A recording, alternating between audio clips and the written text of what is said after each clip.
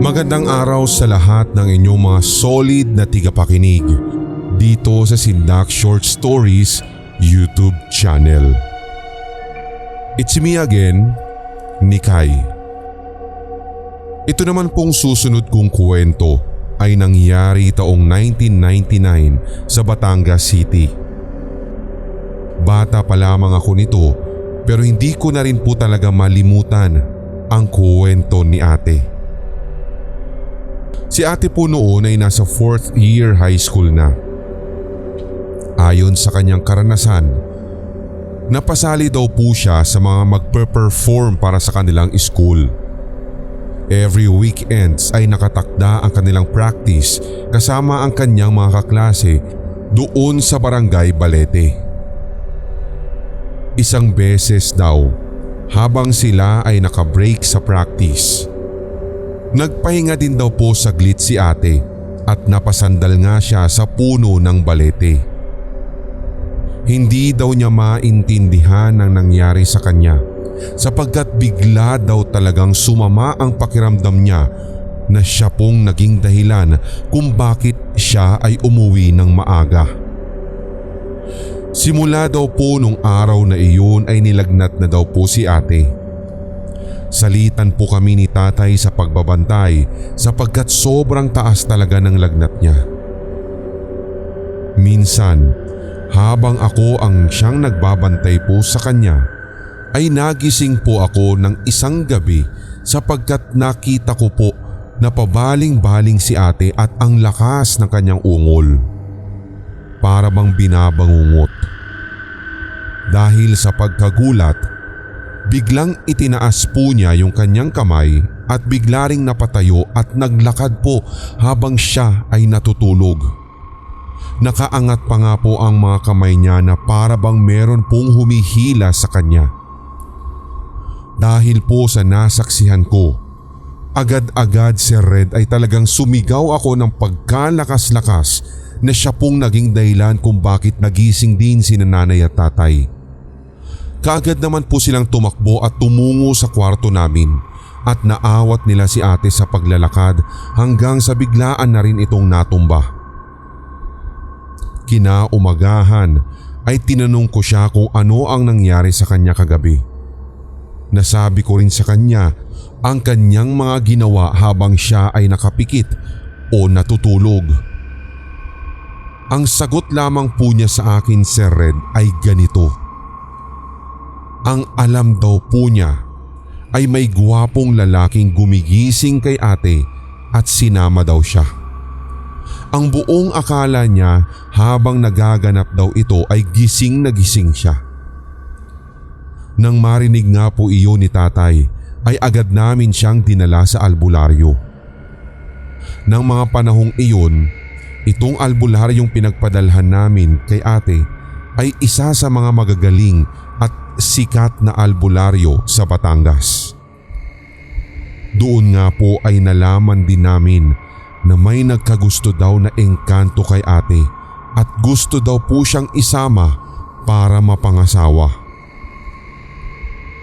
Sinabi pa ni ate noon na palagian na daw po niyang napapanaginipan ng lalaking iyon sa tuwing siya daw po ay natutulog.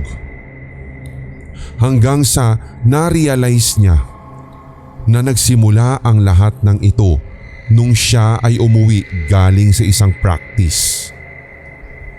Ayon din kay ate, dinadala daw siya ng lalaking ito sa kanyang palasyo. As in lahat daw ng mga kagamitan na nakikita doon ni ate ay gawa daw po sa ginto. Bukod pa doon, napakarami daw pong inihahaing masasarap na pagkain. Inaalok nga daw po siyang kumain ng lalaki pero sa hindi malamang dahilan ay parang nakakaramdam din daw po ng hindi maganda si ate at nagkunwari na lamang na siya ay busog at hindi daw talaga siya tumitikim. Advice pa nga ng albularyo sa kanya, maigi na nga lamang daw at hindi daw kumain si ate ng kahit na ano.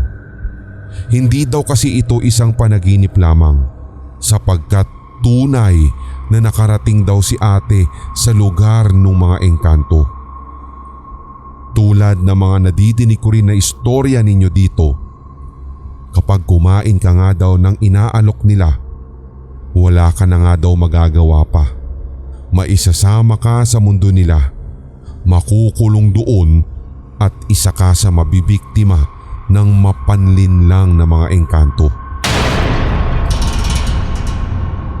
Pagkatapos nga pong matawa si ate, ay binigyan din po siya ng pangontra at umuwi na rin kami.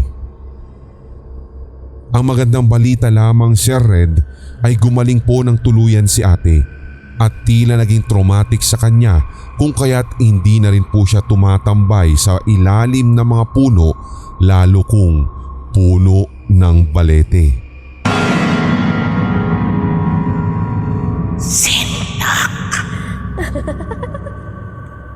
Ito naman pong susunod, Sir Red, ay ikwento lamang po ng aking nanay at tatay. Sila po ay foster parent ni Ate Ram. Dalawa po kaming pinalaki nila at inalagaan. Meron po kasi pagkakataon nang makakwentuhan ko po ang aking mga magulang at nasagi ang kwento ni Ate Ram. Ayon po kina nanay at tatay, nagkasakit na daw at declared as patay na si Ate Ram nung siya ay 8 taong gulang pa lamang. So habang nag-iiyakan daw po sila kasama ang tunay na ina ni ate, ay bigla na lamang daw pong bumangon ito at hingal na hingal. Ilang segundo pa, mababakas talaga ang labis na pagtataka sa mukha ni Ate Ram at tila baga nagtatanong kung bakit siya naroroon at kung bakit nag-iiyakan ang mga taong nasa paligid niya. Hanggang sa humingi na nga daw po siya ng tubig. Nang mahimasmasan, doon na siya tinanong ni tatay kung ano ang tunay na nangyari at saan nga ba siya nanggaling. Ang sagot ni ate ay hindi daw niya alam, pero ang natatandaan daw niya ay pulos liwanag, puting hagdan na kumikinang ang kanyang nakita at siya ay akyat lamang daw ng akyat hanggang sa may mas maliwanag pa daw po siyang nakita sa bandang dulo at ito daw po ang parang humigop sa kanya at inilabas na daw po siya sa mismong lugar kung saan siya nakahiga ngayon. Hindi talaga makapaniwala si tatay sa kanilang nadinig. Pero bagamat hindi talaga makapaniwala ang lahat sa kanilang nadinig na kwento, ay namamangha pa rin sila sa naganap na himala kay Ate Ram. Ito naman pong pinakahuling kwento ay base rin sa karanasan ng aking ate. Siya po ay may asawa na ng panahong ito at kasalukuyan ding nagdadalang tao. Habang nagpapahinga daw po siya sa kanilang kwarto, ay mayroon daw pong itim na ibon na bigla daw pong pumasok sa kanilang bahay at nagpaikot-ikot sa kanyang kwarto.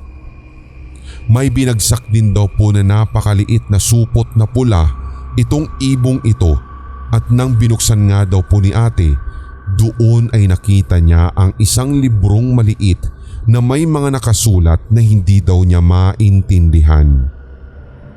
Tinago daw po ito ni ate. Dala-dala niya kahit saan siya magpunta. Hindi nga daw po niya maipaliwanag, Sir Red, sa kung bakit sa tuwing dala-dala nga daw po niya ang bagay na iyon, pakiramdam niya'y ligtas na ligtas siya. Sa ngayon po ay nasa Taiwan na si ate at doon siya nagtatrabaho.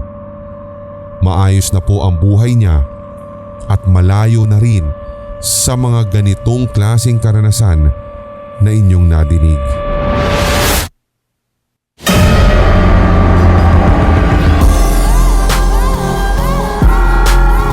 At inyong napakinggan ang tampok na one-shot Tagalog horror story. I-like, mag-comment at i-share ang episode na ito sa inyong social media, mga certified kasindak. Huwag pahuhuli sa mga bagong kwentong katatakutan dito sa ating channel, kaya pindutin na ang subscribe button at ang notification bell. Hanggang sa susunod na kwentuhan dito sa Sindak Short Stories.